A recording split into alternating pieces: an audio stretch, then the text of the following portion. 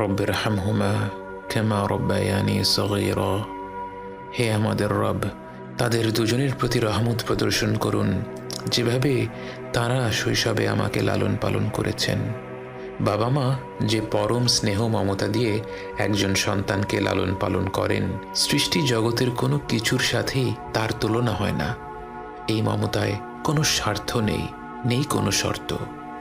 যখন আমরা আল্লাহর কাছে বাবা মায়ের জন্য দোয়া করি, আমরা পৃথিবীর পবিত্রতম মমতার কথা উল্লেখ করে রব্বুল আলামিনকে বলি, আমার রব, আপনি এইভাবেই তাদের উপর রহম করুন।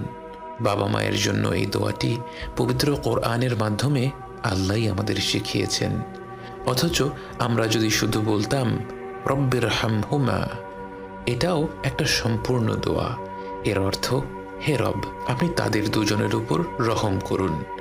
কিন্তু আল্লাহ আমাদের শিখিয়েছেন রব্বিরহামহুমা কামা রব্বায়ানি সগীরা। শৈশবে তারা কতটা স্নেহ মমতা ভরে আমাদের লালন পালন করেছেন এ কথা উল্লেখ করতে গিয়ে আমাদের মনে পড়ে যায় তাদের অজস্র আত্মত্যাগের কথা। এই পৃথিবীর বুকে আমরা ভূমিষ্ঠ হওয়ার আগে থেকেই বাবা মায়ের আত্মত্যাগ আরম্ভ হয়ে যায়।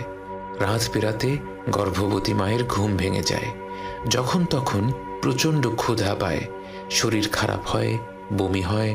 বাবাকে সর্বদা সতর্ক থাকতে হয়, গর্ভবতী মায়ের যখন যা প্রয়োজন সেটার ব্যবস্থা যেন দ্রুত করে ফেলা যায়।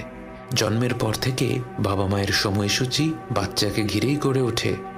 বাবা মা যখন হাত তুলে তাদের রবের কাছে দোয়া করেন, তার কতটুকু নিজেদের জন্যে আর কতটুকু সন্তানদের জন্যে তা তো কেবল আমাদের রবই জানেন। এবং তিনি জানেন বলেই আমাদের শিখিয়েছেন রব্বিরহামহুমা কামা রব্বায়ানি সগীরা। এই রব, আপনি তাদের দুজনের উপর রহম করুন যেভাবে তারা শৈশবে আমাকে লালন পালন করেছেন।